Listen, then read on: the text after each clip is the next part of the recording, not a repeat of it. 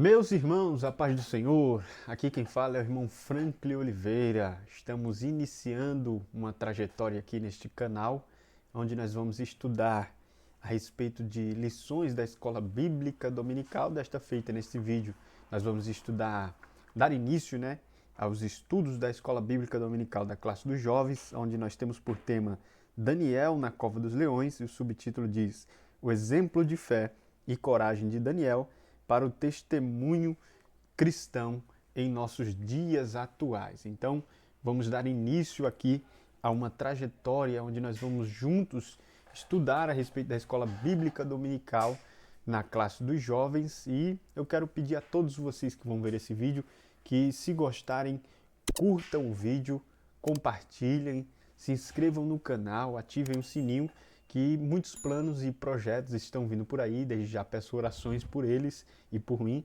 para que nós possamos juntos dar continuidade aqui e estudar sobre a palavra de Deus, porque ela é viva e eficaz, é ela quem transforma, é ela quem sara, é ela quem cura e é ela quem nos direciona. Então, vamos juntos aqui neste canal estudar a palavra de Deus. Peço desde já paciência dos irmãos, que eu estou tentando me familiarizar com todas essas coisas aqui para a gente produzir um bom conteúdo para a honra e glória do nome do nosso Senhor e Salvador Jesus Cristo. Então, hoje vamos lá, nós vamos estudar a respeito de Daniel nessa primeira lição, e quero dizer desde já que é uma lição bem introdutória, é uma lição para a gente conhecer mais o livro em si de Daniel, para nas próximas lições a gente começar a se aprofundar no conteúdo e começar a extrair grandes lições para a nossa vida. A primeira lição, o título dela é Daniel, uma jornada de fidelidade. Bom, e o nosso texto áureo diz assim: E disse o rei a Aspenaz, chefe dos seus eunucos, que trouxesse alguns dos filhos de Israel e da linhagem real e dos nobres. Daniel 1:3. Daniel é um exemplo inspirador de fidelidade em uma cultura hostil, ou seja, Daniel ele serviu e vai servir por muitos anos como um exemplo de como se comportar em uma cultura totalmente secularizada, totalmente distinta e contrária à vontade de Deus. Então, as lições que nós vamos estudar aqui, essas 13 lições, elas vão nos mostrar como Daniel pode servir de exemplo para a nossa juventude, para todos aqueles que desejam seguir a Deus com fidelidade e integridade. Numa introdução, eu coloquei assim, ó: Em 606 a.C., Nabucodonosor cercou Judá, saqueou o templo, levou seus tesouros para a Babilônia e levou também consigo jovens da corte de Israel e deixou os demais para trás. Daniel é um livro curto de apenas 12 capítulos, mas com uma profunda bagagem profética apocalíptica, chegando a ter a fama de Apocalipse do Antigo Testamento. Este livro é de gênero histórico e profético, abrange um período na qual os israelitas estiveram exilados na Babilônia e narra acontecimentos futuros do período do surgimento do Anticristo. Embora seja um livro histórico e profético, o estudo minucioso deste livro nos mostra a relevância do seu estudo para o mundo atual. Seu estilo de vida, coragem e ousadia nos mostra como devemos viver também no presente século. Como diz o pastor e escritor Valmir Nascimento, ele foi um homem com os pés na Babilônia, mas com o coração em Jerusalém. Vivia no mundo, mas a sua mente estava no céu. Ou seja, eu fiz questão de salientar aqui nessa minha introdução que o livro de Daniel ele é um livro curto, se comparado a Jeremias, Isaías e Ezequiel. Ele é um livro de apenas 12 capítulos, porém, ele abrange um período histórico, um pano de fundo histórico até, digamos assim, imenso. Por quê? Ele começa a sua narrativa no ano de 606, falando do primeiro sitiamento que Nabucodonosor fez em Judá, onde ele vai saquear o templo, vai pegar aqueles utensílios que tem ali no templo, vai levar para a Babilônia para colocar no seu templo, até um período em que Daniel já está senhor de idade, onde ele está presenciando os impérios dos medos e dos persas, ou seja, o pano de fundo histórico desde 606 até o período dos medos e de persas é um período muito longo, é um período muito abrangente. Então, por mais que tenha 12 capítulos, O pano de fundo histórico deste livro é grande, existe uma lacuna enorme aí para ser estudada. E ele não é só um livro de cunho histórico, narrativo. Ele é um livro também de cunho profético. Daniel, ele serviu como um profeta de Deus ali para alertar não só o povo, mas também aqueles que estavam ali na corte da Babilônia, né? Aqueles que estavam ali no palanque, ali em cima. E o que é interessante é que esse cunho profético que existe no livro de Daniel, ele tem um imaginário apocalíptico, ele tem visões futuras de um período em que só vai se cumprir no final do tempo, né, no dia do Senhor. Então, tanto que o livro de Daniel, ele é conhecido como o Apocalipse do Antigo Testamento. Isso é muito interessante. Embora seja um livro de cunho histórico e profético, se nós estudarmos o livro minuciosamente, a gente vai perceber algumas lições que vai se aplicar nos nossos dias atuais. Como, por exemplo, o mundo de Daniel não é diferente do mundo de hoje em dia. Pode ser um período histórico que Daniel vivenciou, mas o nosso período histórico de hoje em dia se equipara muito com aquele período, que era um período da secularização, um período onde a promiscuidade estava em alta, onde o culto a Deus já não era mais aceitável e por aí vai. Existia a idolatria, estava em alta naquele período, não é diferente dos períodos de hoje em dia. Se nós estudarmos minuciosamente o livro de Daniel, a gente vai perceber essa similaridade com o nosso mundo de hoje em dia. E o que é interessante é a frase que o pastor Valmir ele colocou aqui no livro de apoio, que eu deixei em negrito aqui para a gente ler aqui, parafrasear, que ele diz assim: ele foi um homem com os pés na Babilônia, mas com o coração em Jerusalém. Vivia no mundo, mas a sua mente estava no céu. Ou seja, o tempo é o mesmo. A dificuldade que Daniel enfrentou, a gente também enfrenta nos dias atuais, mas que nós possamos ter Daniel como exemplo. Nós estamos nessa Babilônia, nesse mundo, mas o nosso coração e a nossa mente sempre vai estar voltada para Deus. A gente vive nesse mundo, mas a nossa mente precisa estar voltada para Deus, tá certo? Então foi isso que eu coloquei na minha introdução e que Deus possa continuar falando aos nossos corações. Pois bem, entrando aqui no primeiro tópico que diz o livro de Daniel, o título do subtópico diz Panorama Geral. Como eu já disse aqui no início do vídeo, essa primeira aula aqui da classe dos jovens, ela é uma lição mais introdutória para a gente conhecer alguns pormenores do livro e na segunda aula em diante a gente já entrar detalhadamente em cada parte aí das lições que vão nos ensinar coisas gloriosas. Mas eu coloquei aqui assim no meu panorama geral. O livro de Daniel é um livro pequeno de 12 capítulos, porém que percorre um longo período histórico que inicia na primeira invasão babilônica ao reino de Judá em 605 a.C., até a queda da Babilônia diante de Ciro, rei da Pérsia, 536 a.C.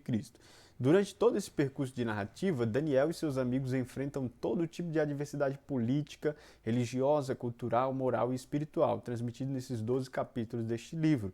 Daniel também registra neste livro as mensagens proféticas que o Senhor havia revelado a ele, como também interpretação de sonhos, visões de animais simbólicos e uma visão detalhada de eventos escatológicos. Por isso, o livro é chamado de Apocalipse do Antigo Testamento. Pois bem, como eu já disse, o livro é um livro curto, de 12 capítulos, porém tem um pano de fundo histórico para esses 12 capítulos grande, vamos dizer assim, porque ele começa a narrativa em 605 a.C.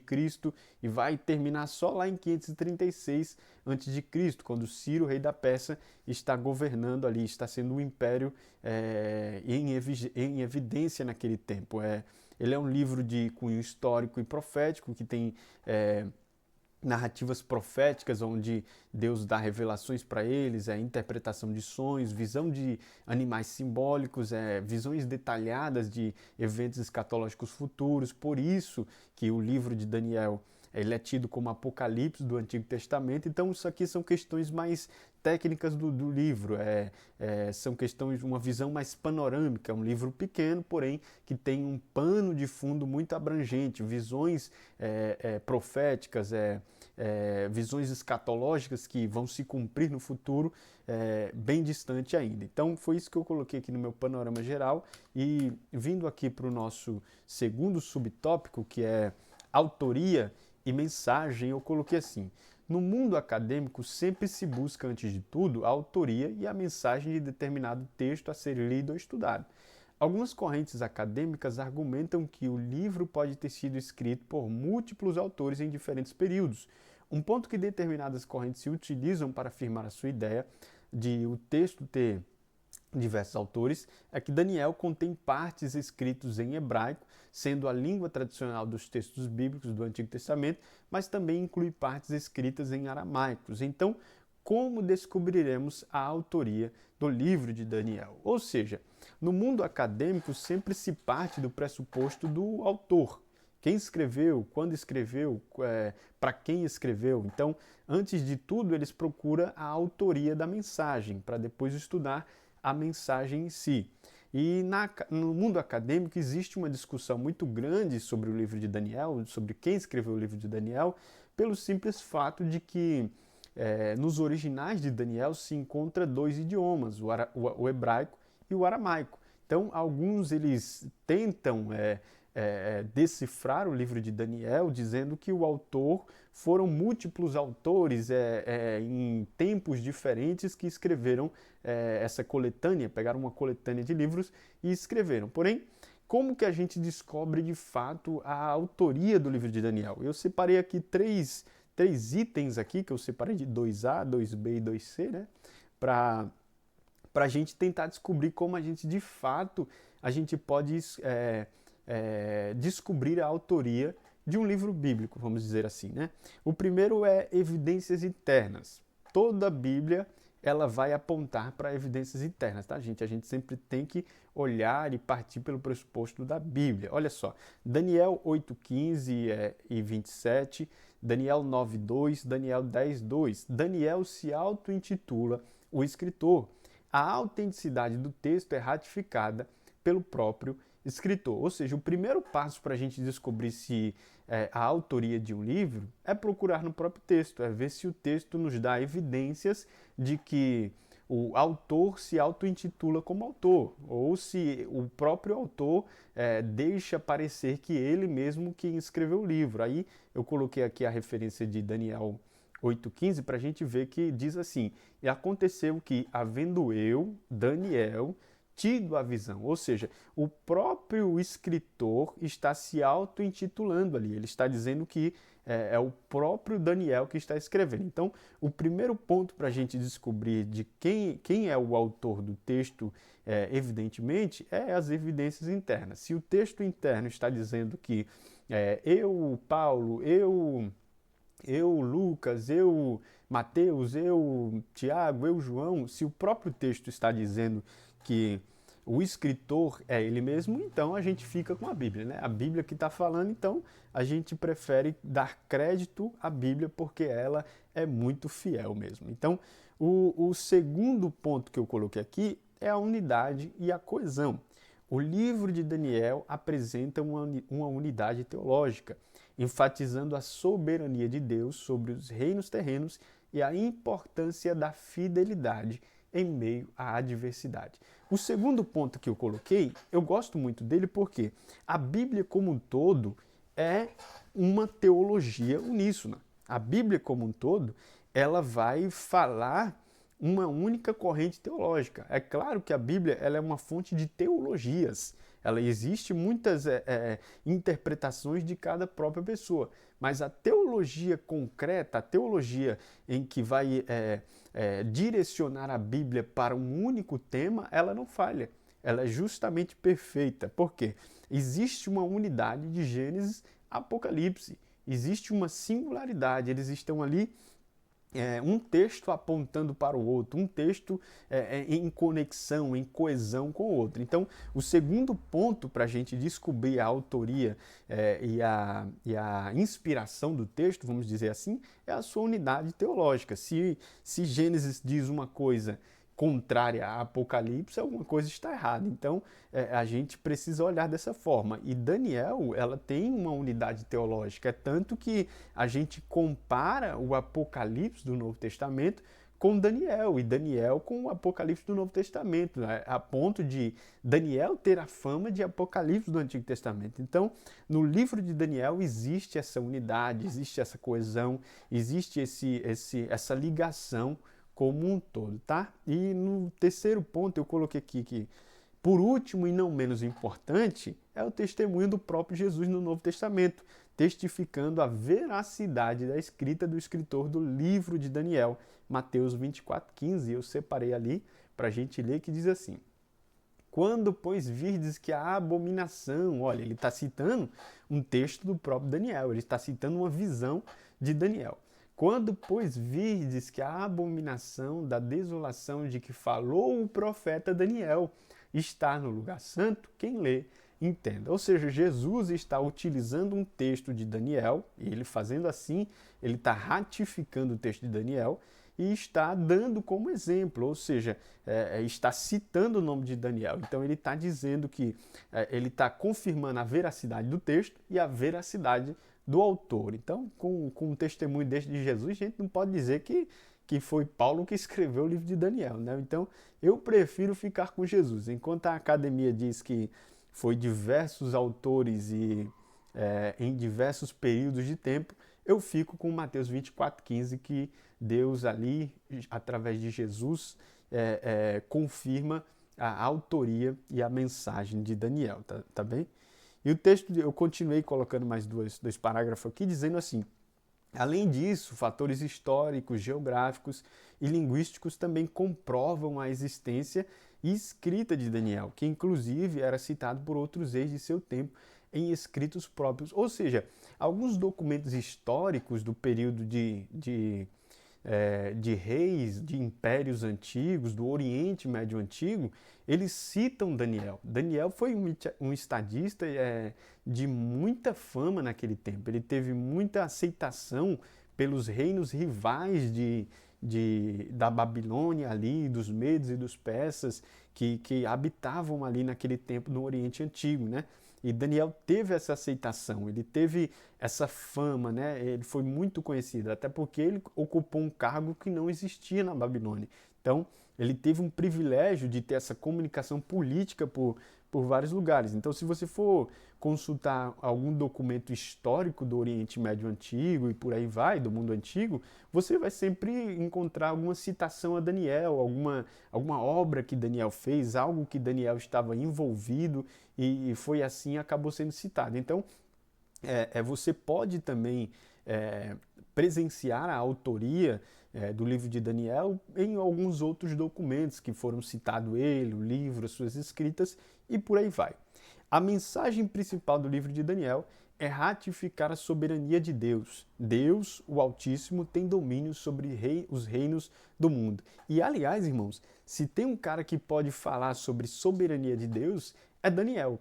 Porque o início da história dele é sobre os reinos, sobre os impérios que estão se levantando contra Judá, que estão se levantando contra o povo de Deus, e no final, todos esses reinos caem. Só permanece um reino, que é o reino de Deus. Então, a mensagem de Daniel é para mostrar que Deus continua soberano. Os reinos vão se levantar, os reinos vão oprimir, os reinos vão fazer isso, vão fazer aquilo, mas só um subsiste eternamente, que é o reino do nosso Senhor e Salvador Jesus Cristo, tá bom?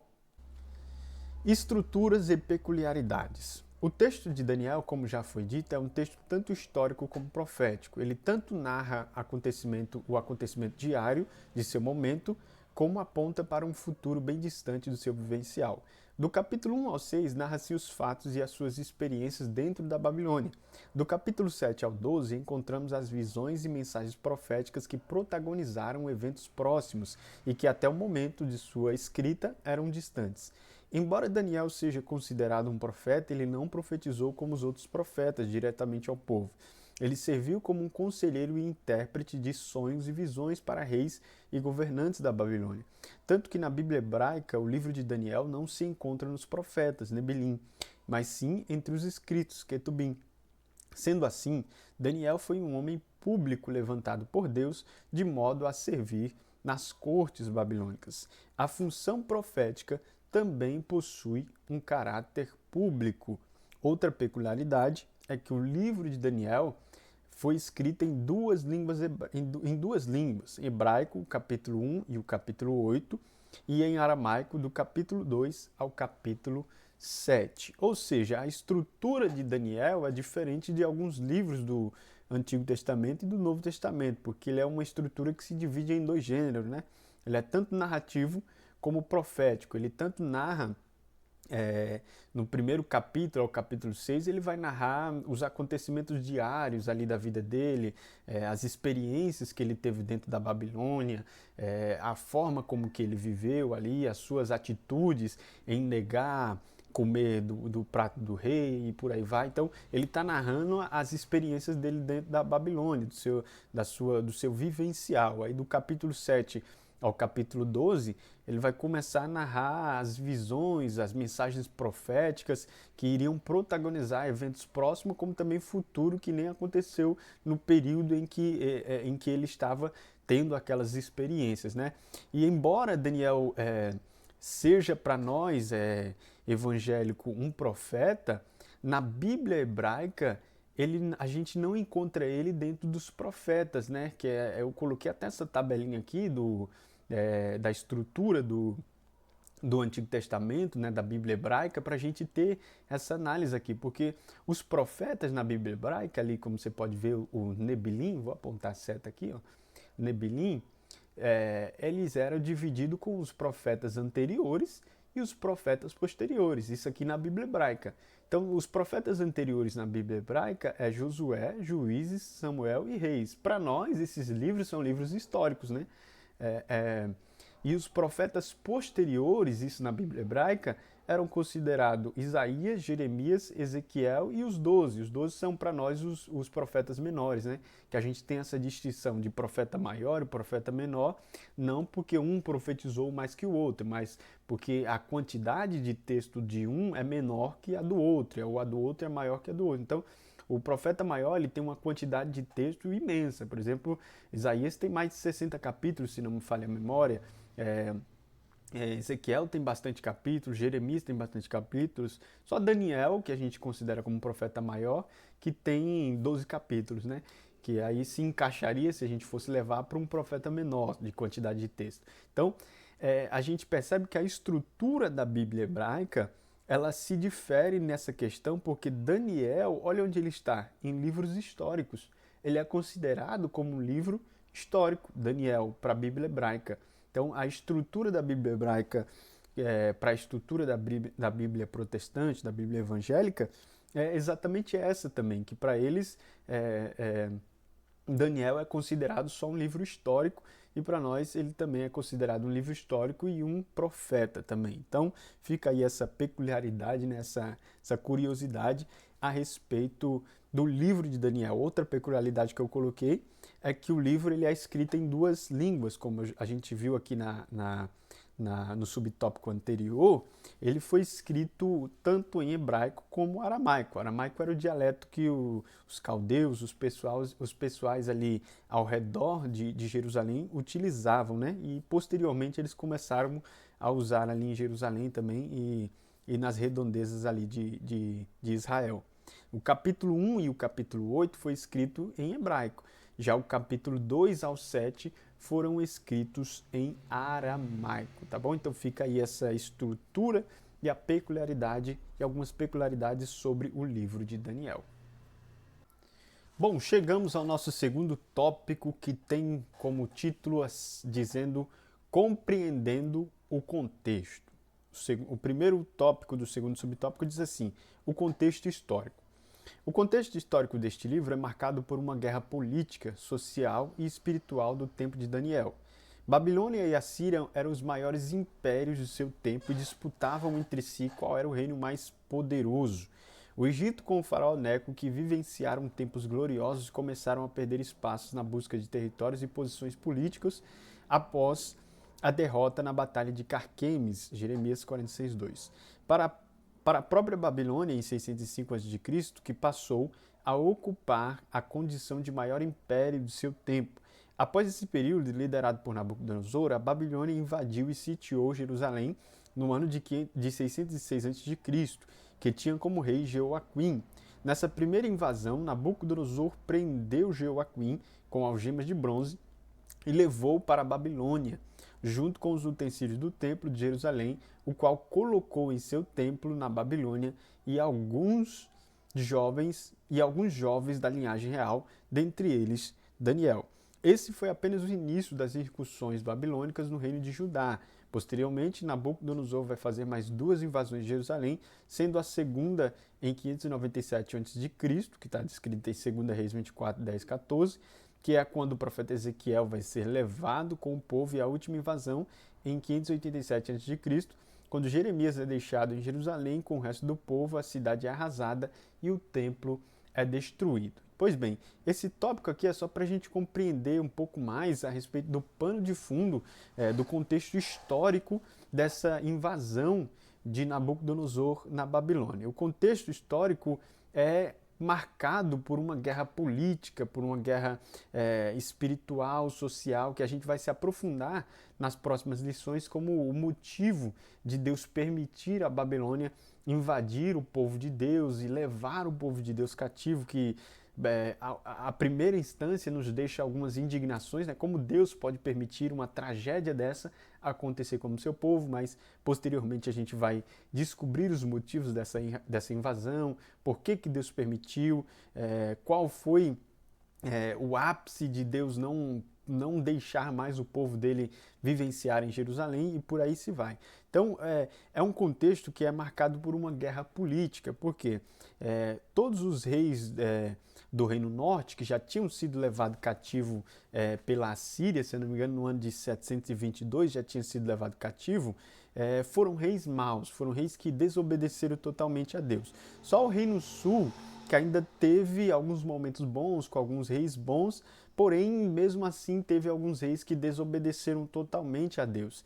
E quando chega ali no reinado de Jeoaquim, é que a coisa começa a degringolar de vez, né? Que o povo começa a seguir o caminho de Jeoaquim, que se desviou completamente de Deus, e aí a ira do Senhor se acende contra o seu povo, e ele permite que a Babilônia venha e sitie Israel no ano de 606, que é onde vai ter a primeira deportação para a Babilônia. Então, os reinos que eram em evidência naquele tempo era o Egito, e o Egito ele estava já subjugando Jeoaquim, ele já estava praticamente dominando Israel e pedindo tributo e por aí vai. Só que por um ego de Jeoaquim, ele prefere não pagar tributo, e aí Deus vem mais uma vez com a sua justiça, através de Jeremias, que começa a profetizar, dizendo que era para eles se arrependerem, se voltarem para Deus, e assim viria o perdão de Deus, né? Assim viria o bálsamo de Deus sobre a vida do seu povo, mas eles continuaram obstinados e continuaram desobedecendo a Deus, e assim vem os impérios depois que o faraó Neco perde a batalha de Carquemes, aí a Babilônia vai para cima com tudo e invade Jerusalém em 605 e toma o subjugo ali que já estava do Egito, passa a ser um jugo de Babilônia, que leva aquele povo cativo para a sua própria terra, que é a Babilônia. Então, aí depois ainda vai ter mais 2 incursões de Babilônia no reino de Judá, que é em 597, e a outra, por fim, que é em 587, que é quando eles invadem de vez, tacam fogo no templo, destroem um templo, deixa a cidade desolada. Eu até indico para vocês pesquisarem fatos históricos, fotos históricas de algumas pinturas, para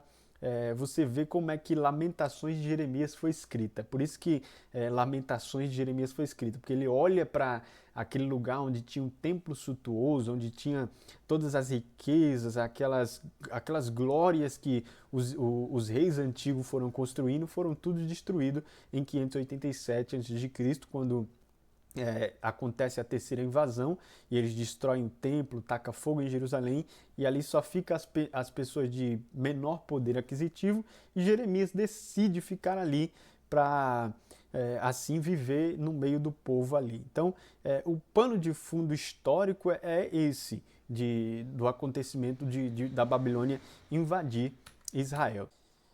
Segundo subtópico do segundo tópico, um rei ímpio.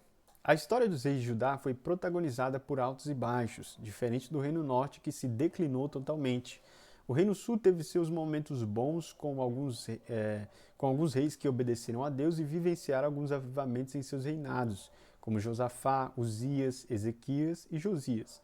Porém, mesmo assim, alguns dos reis de Judá decidiram não seguir o exemplo desses reis bons e simplesmente desobedeceram a Deus e, consequentemente, levando o povo a pecar contra Deus. Com Joaquim não foi diferente. Ele era filho de Josias, sucedeu seu pai aos 25 anos, porém não andou nos caminhos do Senhor.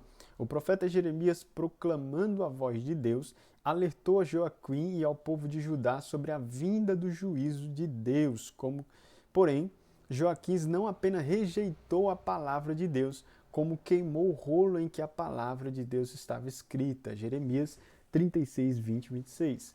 A desobediência persistente, idolatria e a injustiça social foram as razões para o juízo divino. Não foi Nabucodonosor que a conquistou, mas o Senhor que a entregou. O Senhor corrige a quem ele ama. Ou seja, como já tinha dito aqui no tópico anterior, os reinos de Judá e Israel tiveram alguns reis que desobedeceram completamente a Deus. O Reino Norte, que era o reino conhecido em alguns textos como Reino de Israel, ele teve totalmente, todos os seus reis foram reis péssimos, que fizeram coisas que desagradaram totalmente a Deus. Por exemplo, Acabe, como está aqui nessa imagem que eu coloquei aqui, Acabe, Jeoás, Joacás, Zacarias, Peca e Osias, que foi o último rei que foi ali levado em cativeiro assírio em 722 a.C. No Reino Sul, que era o reino de Judá, não foi muito diferente. Ele teve alguns reinos bons, como o rei de Josafá, o rei Uzias, Ezequias e Josias, que inclusive foi o pai de Jeoaquim, né?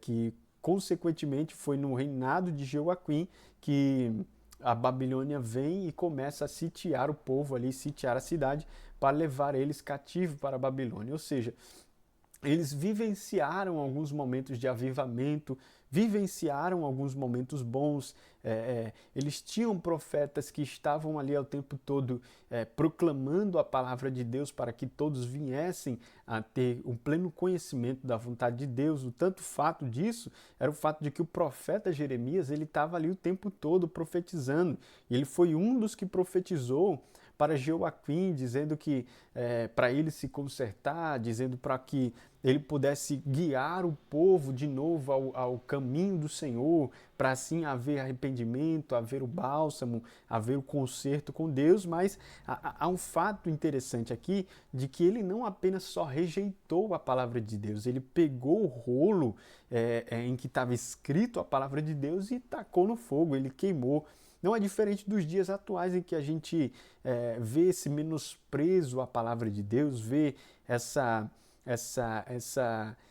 ira do mundo contra a palavra de Deus em menosprezar, em desobedecer, em querer fazer algo para mostrar que a palavra de Deus é só apenas um escrito, mas todos nós sabemos que não é apenas um papel e tinta, mas sim a própria palavra de Deus. Então, Joaquim, ele foi esse rei mau que chegou ao ponto de queimar a palavra de Deus. E aqui eu coloquei aqui dizendo que a desobediência persistente, a idolatria e a injustiça social foram as razões para o juízo divino. Por quê? Nabucodonosor está lá conquistando todas as cidades, conquistando todos os impérios, todos os outros impérios ali que ainda tentavam respirar, que estavam ao redor ali, como o Egito, como a Síria, que também já tinha conquistado o Reino Norte, olhava para a Babilônia e imaginava como é que iria vencer a Babilônia, né? Temia com que a Babilônia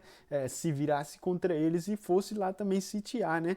E então a gente pode imaginar que o ego de Nabucodonosor cresceu tanto, foi por isso que depois ele teve que comer capim para poder ser colocado no lugar que ele realmente é, né?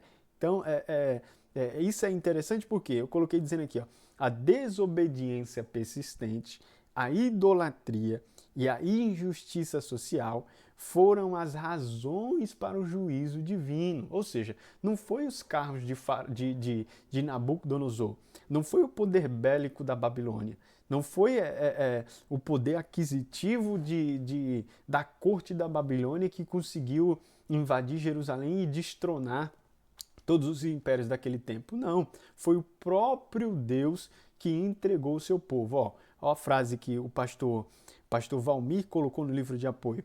Não foi Nabucodonosor que a conquistou, mas o Senhor que a entregou. Aí eu conforto com o texto de Hebreus 12:6 que diz que o Senhor corrige a quem Ele ama. Então, se Deus nos ama e nós amamos Ele, se for preciso, Ele permite com que a gente visite a Babilônia, passe um período lá, para que a gente possa retornar purificado, limpos pela palavra de Deus. Então, que a misericórdia de Deus esteja conosco, que os nossos olhos estejam voltados para Ele e que nós possamos atentar para a palavra. Porque se Jeoaquim escuta o que Jeremias está proclamando, com certeza Deus interveria de alguma maneira. Mas não, ele não simplesmente só ouviu, ele queimou a palavra de Deus, ele desobedeceu. É por isso que a escola bíblica dominical ela é importante na nossa vida. Não é só a gente se acordar às 8 horas da manhã e ir para a igreja para a gente escutar um professor falando. Não, a gente está indo lá porque a gente teme a palavra de Deus. Aleluia. Porque a gente quer aprender da palavra de Deus, porque a gente tem a palavra de Deus como bálsamo, como guia, como bússola para a nossa vida. Então, que a gente não seja como Jeoaquim e esses reis aqui, ó, do Reino Norte principalmente, que foram totalmente desagradáveis aos olhos de Deus. Fizeram coisas, tem reis aqui que fez coisa que aos olhos de Deus é algo inviável, como queimar a palavra de Deus. Então, que nós possamos valorizar esses momentos de comunhão, que nós possamos usar os meios de comunicação que a gente tem hoje em dia, como eu estou aqui na internet, proclamando a palavra de Deus, para que a gente possa, de alguma forma, valorizar a palavra de Deus, porque a desobediência persistente, a idolatria e a injustiça social foram as razões para o juízo divino. E eu pergunto para você, aonde a gente aprende a ser obediente? Aonde a gente aprende a quebrar todas essas idolatrias do nosso coração? Aonde a gente aprende a amar ao próximo de uma forma que não haja nenhuma injustiça social em nosso meio, a não ser na palavra de Deus. Então, meus irmãos, que seja um tempo de nós aqui, como esse é o primeiro vídeo desse canal, que seja um tempo aqui de nós mergulharmos na palavra de Deus.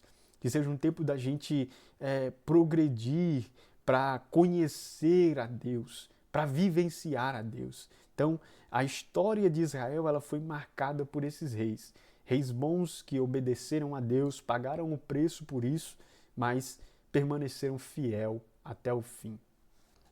Bom, meus irmãos, chegamos ao nosso terceiro e último tópico da nossa lição da Escola Bíblica Dominical da classe dos jovens. Dessa feita, estamos estudando aqui a respeito de Daniel na Cova dos Leões, na nova revista dos jovens desse trimestre.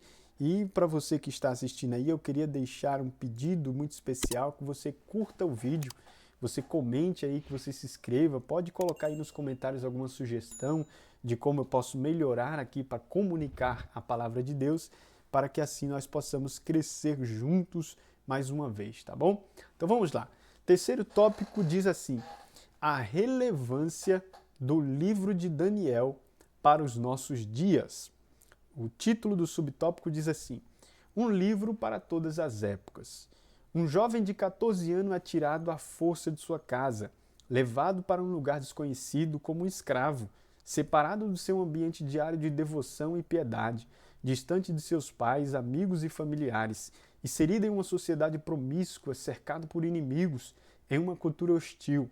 Enfrentou diversos ataques ao longo da vida, esteve exilado mais de 70 anos até o fim da sua vida. Enfrentou conspirações, foi pressionado de diversas formas, mas não negou a sua fé. A história de Daniel realmente nos mostra como viver para Deus. A pergunta que deveríamos fazer a Daniel seria: como isso é possível? E ele com certeza nos responderia: para quem decide, Deus dá graça. Pois bem, meus irmãos, a história em si de Daniel, do jovem Daniel, é uma história muito surpreendente, porque ela se inicia com 14 anos, ele é apenas um jovem quando é tirado de casa às forças, é levado para um país com uma cultura totalmente diferente, é levado para distante do seu lugar de adoração, de devoção, de piedade, ele é levado para distante dos seus pais, dos seus amigos e dos seus familiares. Eu fico imaginando como estaria a cabeça de Daniel ao chegar na Babilônia e ver toda aquela promiscuidade, aquela cultura hostil, aqueles inimigos cercando eles, né? Porque eles não foram convidados para ir para a Babilônia para passar um vestibular, para ficar 4, 3 anos ali. Eles não foram para um passeio, eles foram levados como escravo para servirem ali aquele povo. Então eles estavam rodeados de inimigos e ficaram nessa situação por mais de 70 anos, pelo menos Daniel, né?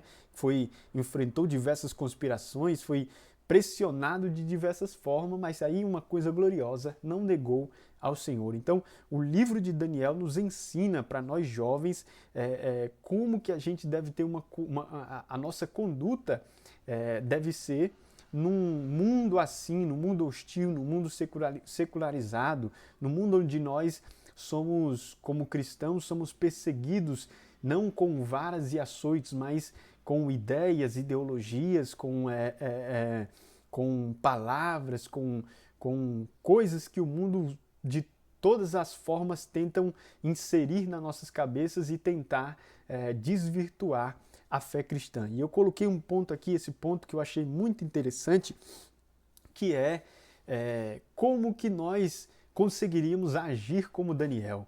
Se nós estivéssemos cara a cara com Daniel hoje, nós perguntaríamos para ele como é possível manter-se fiel diante da adversidade.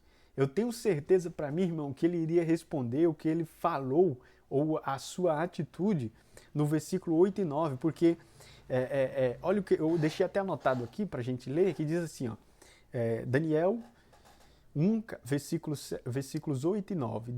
Daniel, contudo, decidiu não se tornar impuro com a comida e com o vinho do rei, e pediu ao chefe dos oficiais permissão para se abster deles. E Deus fez com que o homem fosse bondoso para com Daniel e tivesse simpatia por ele. Ou seja, Daniel teve uma atitude. A ordem do rei era para Daniel e seus amigos comerem da mesa do rei, comerem do manjar do rei. Só que a atitude de Daniel é: não, eu vou jejuar, eu vou fazer um jejum aqui, eu vou proclamar a minha santidade aqui. Então ele decide não se contaminar com um alimento impuro. Ele decide não ser participante daquela cultura hostil, daquela idolatria que ali havia a respeito de alimentos e por aí vai. Então, ele decidiu, e o que eu acho mais interessante é que no versículo de número 8 tem uma decisão, e no versículo de número 9 tem uma reação de Deus. Por quê? Quando nós reagimos aqui, Deus reage lá em cima. E isso é interessante porque Daniel decide não se contaminar. Aí Deus age dando graça para que ele possa ganhar o favor e a simpatia daqueles homens, para que eles possam não menosprezar e querer enfrentar Daniel e colocar ele em uma situação desagradável, mas sim obedecê-lo. Olha que situação engraçada. Aí eu coloquei aqui, se nós perguntássemos para Daniel, Daniel, como que é possível a gente ser fiel a Deus diante desse mundo em que nós vivemos hoje que está totalmente contrário à vontade de Deus? Daniel olharia para nossa cara e diria assim, para quem decide, Deus dá graça. É simples, irmãos, mas é algo profundo. Porque se a gente decide vivenciar para Deus, é claro que eu não estou falando aqui que quem decide viver para Deus vai ter uma vida mole, vai ter uma vida fácil, vai ter uma vida em mil maravilhas. Não. As dificuldades vão prosseguir. Daniel continuou enfrentando as dificuldades, porém, Deus dá graça. E a graça de Deus é suficiente. Se nós tivermos o favor de Deus, nós conseguiremos vencer qualquer batalha. Nós conseguiremos vencer qualquer adversidade.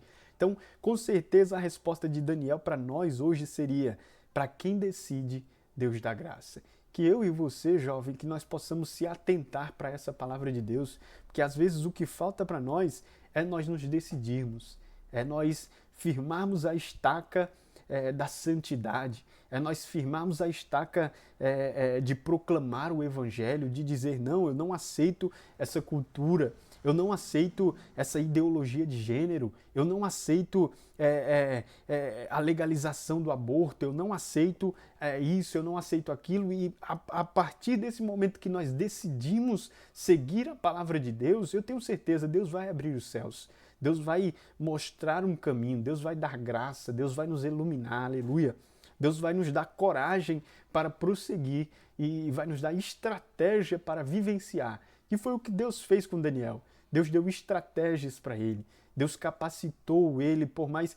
Tem um texto mais para frente que ele faz esse jejum, que é justamente para Deus capacitar ele. Mas quando o eunuco vai chamar eles, o texto diz que o rei manda chamar pessoas capacitadas, pessoas que já sabiam, que tinham inteligência. Então, para que Daniel está pedindo capacitação, sendo que ele já foi escolhido por ser capacitado?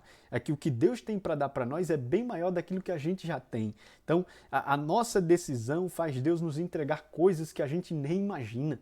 Faz Deus nos mostrar coisas que nós nem imaginamos na nossa vida. Então, que essa reflexão fique para nós, jovens, aqui nessa primeira aula, que quem decide, Deus dá graça, tá bom? Segundo subtópico do terceiro e último tópico, que diz um mundo transtornado. O período do profeta foi um dos mais turbulentos em termos de mudanças geopolíticas na região do Oriente Médio e no mundo antigo. Ele viveu em um mundo cujas características se repetem hoje. A. Mundo frágil e cheio de incertezas. Ele sai de um reino onde seus pais tinham um total domínio e controle e passa a ser um escravo de uma nação poderosa que estava aterrorizando o mundo antigo daquele período. Daniel viu impérios desmoronarem do dia para a noite e presenciou a inquietação, ansiedade, desconforto que todas essas incertezas causavam a ele e a todo o seu redor. B. Mundo com constante transição de poder. Daniel vivenciou inúmeras transições de governo na Babilônia. Foi levado no regime de Nabucodonosor em 66 a.C., porém viu outros impérios posteriores a esse, como o dos Medos e Persas, mas serviu com a mesma fidelidade e fé. Com ele, somos lembrados de que os reis, presidentes e governantes dessa terra passam, mas o Senhor permanece para sempre. C. Mundo de conflitos e violências. Daniel viu de perto os horrores da destruição provocada pelas guerras entre nações e sentiu na pele o sofrimento decorrente do exílio. O mundo atual ainda é marcado por interesses, conflitos políticos e sociais ao redor do mundo. Tudo isso atrela uma vivência de dor e sofrimento para as pessoas que estão próximas e também longes. Ou seja, o mundo em que o profeta Daniel vivenciou foi um mundo muito transtornado, um mundo de incerteza, foi um mundo muito frágil, porque ele vivenciou um período turbulento de trocas de impérios, de guerras políticas, de de interesses próprios de pessoas, de traição, de conspiração. E a primeira coisa que tem no tópico aqui é a respeito do mundo frágil e cheio de incertezas, porque o mundo que ele vivenciou foi um mundo dominado pelo controle de nações que uma hora estava em alta, outra hora entrava em decadência. Ele viu impérios desmoronarem, ele viu com isso a incerteza, a inquietação do povo, a ansiedade, o desconforto. Todas essas coisas foram causadas pela essa inquietação política que houve naquele tempo ali, por essas guerras. Ele também presenciou um mundo que viveu em constante transição de poder. Uma hora era o Egito, que era a maior potência, outra hora era a Síria, outra hora era a Babilônia, e Israel sempre vivenciou nesse meio e sempre cercado por esses inimigos. Então, ele vivenciou esse mundo de conflitos, esse mundo de ideias, esse mundo de violências,